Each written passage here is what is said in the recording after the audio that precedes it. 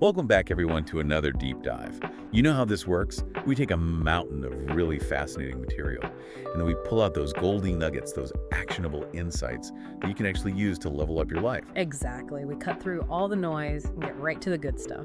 And today, we're tackling a topic that I think is universally relevant: respect. Yeah.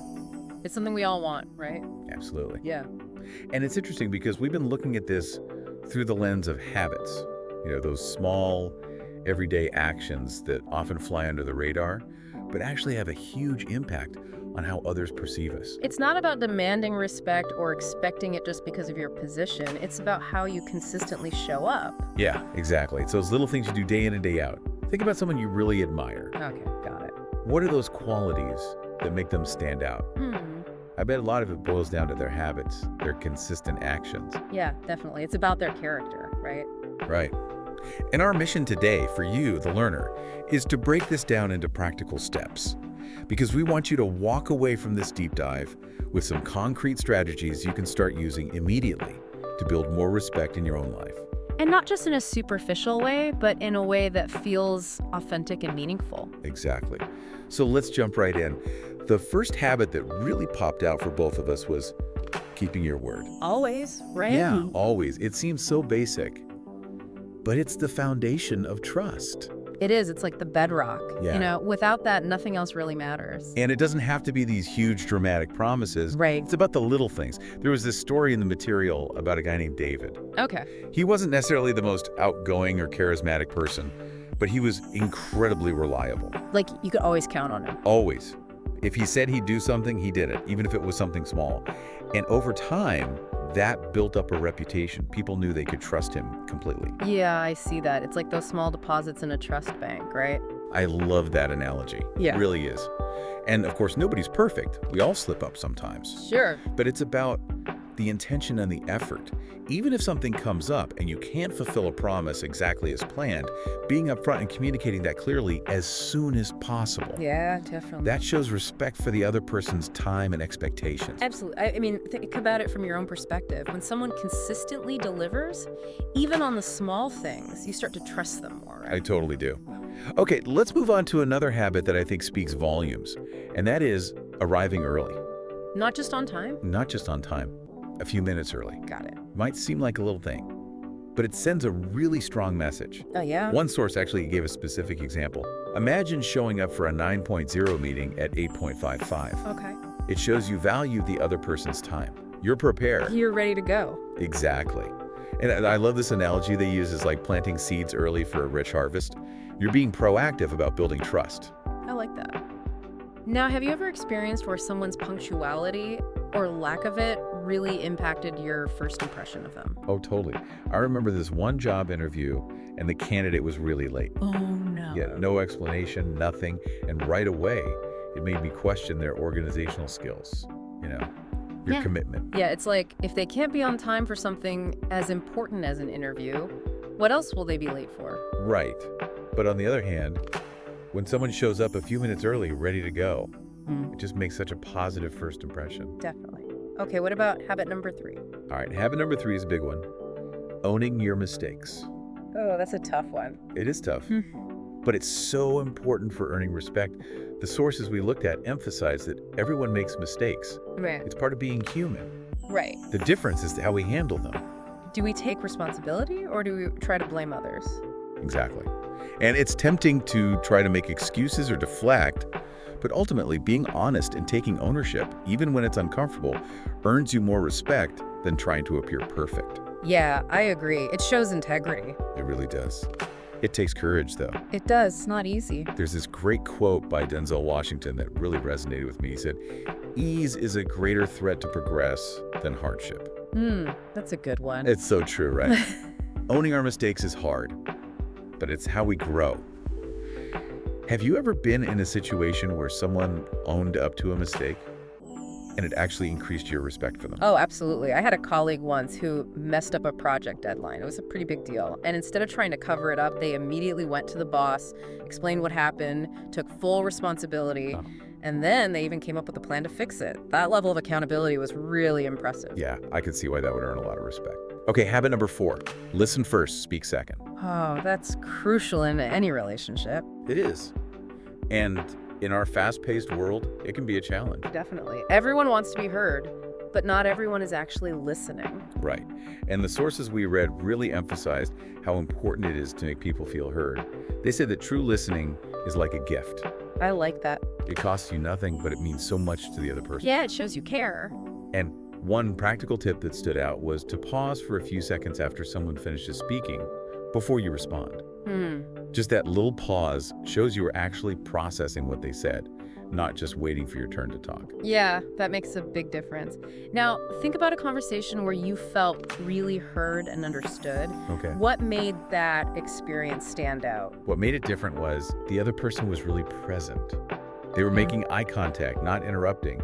I could tell they were truly listening to what I was saying. Yeah, that's powerful. Okay, ready for habit number 5? Let's do it. This one is about avoiding gossip. Ooh, gossip. It's so tempting sometimes. It is. But it's really damaging to trust and respect. Yeah. If you're gossiping about someone to me, I'm probably thinking you're gossiping about me to someone else. Right, exactly. It creates a climate of distrust. And the advice we found in the material was, if someone tries to pull you into a gossip session, stay neutral, or even better, change the subject. Yeah. They even gave a sample response. You could say, I'd rather not talk behind his back. Let's talk to him directly if it's serious. I like that. It sets a clear boundary, and it shows your integrity. Definitely. Okay, what's next? Our next habit is all about communication. Speak clearly. See what you mean. Clear communication, so important. It is. It might seem obvious, but so many problems arise from vagueness. Yeah, when people aren't direct. Exactly. And sometimes we're vague because we're trying to be polite or avoid conflict. But in the long run, it can actually cause more stress and confusion. It can. So the sources we read really emphasized being upfront and direct. Being honest. Yes, being honest. And avoiding those wishy-washy phrases. Like maybe when you really mean no. Exactly. Or, I'll try when you know you can't actually commit. Yeah, I see that. It's much more respectful to be clear and straightforward. Definitely. Have you ever been in a situation where clear communication prevented a big misunderstanding? Oh yeah, all the time. Yeah. You know, especially at work.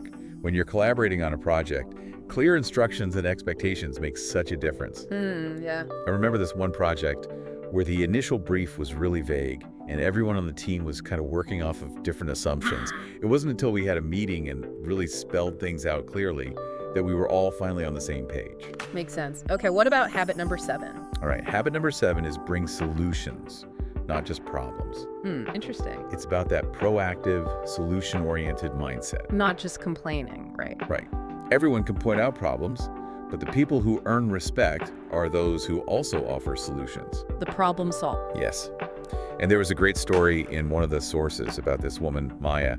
She was an entry-level employee, but she quickly gained a lot of influence because whenever she raised an issue, she also came prepared with at least one potential solution. Smart. Yeah, and even if her solution wasn't ultimately the one chosen, the fact that she was thinking proactively and trying to be helpful really made an impression. Yeah, it shows initiative. Exactly. And there was this quote by Brian Tracy that really stuck with me. Leaders think and talk about the solutions. Followers think and talk about the problems. That's a powerful distinction. Okay, let's talk about habit number 8. Make room for others to shine. Okay, I like this one. It's all about humility and recognizing the contributions of others. Not always trying to be the center of attention. Exactly.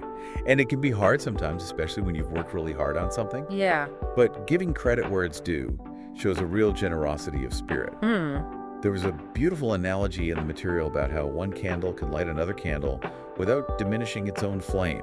I love that. And they gave a great example of, say you're giving a presentation and you get a lot of praise. Instead of just taking it all in, acknowledge the specific contributions of your team members. Yeah. It's a small thing, but it makes a big difference. And then there was a story about a teacher, Mr. Collins, who always went out of his way to highlight the achievements of his students. He was known for being incredibly supportive and encouraging. Yeah, those are the teachers we remember, right? Absolutely. Okay, let's move on to habit number 9.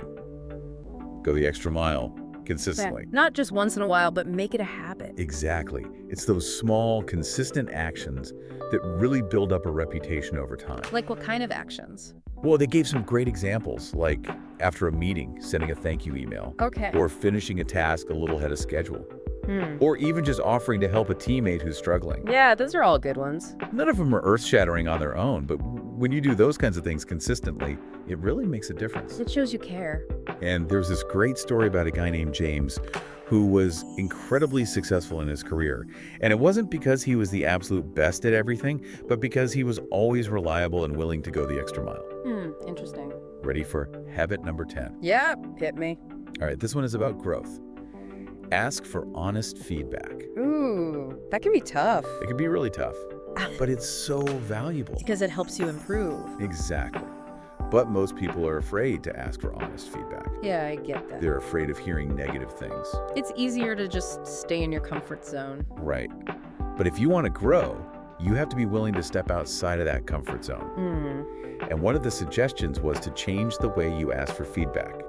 Instead of saying something general like, did you like it? Ask, what's one thing I could improve for next time? Okay, so be specific. Yeah, be specific and focus on actionable insights. And they have this great story about Eliza, who made it a habit to ask for honest feedback, and she used that feedback to become a top performer in her field. Makes sense. So, feedback is really like a mirror, helping you see yourself more clearly. Yeah, I like that. Okay, what about habit number 11? Okay, number 11 is about our internal state. Stay curious, not judgmental. Curious, not judgmental. And this is so important because we all have a tendency to judge others, Oh, right? sure. It's easy to jump to conclusions. It is. But the sources we read really emphasize the power of curiosity. Yep. Instead of judging someone, ask yourself, what if? What if there's something going on that I don't know about? Like, just try to understand their perspective. Exactly. And there was this quote by Tony Robbins that I loved. He said, trade your expectations for appreciation, and your whole world changes.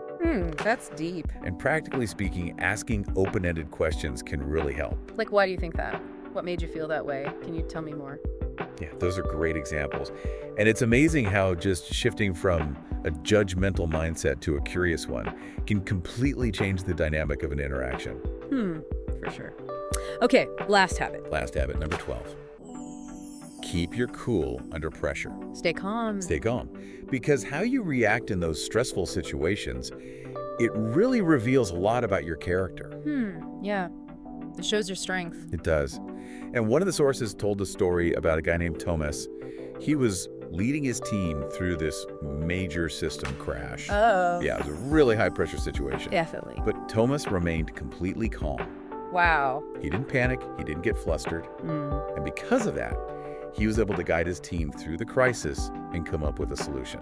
So his calmness was actually contagious. It was. It calmed everyone else down. And one simple tip they offered for staying calm in those moments is to pause and take a few deep breaths. Okay, yeah. Just 10 seconds can make a huge difference.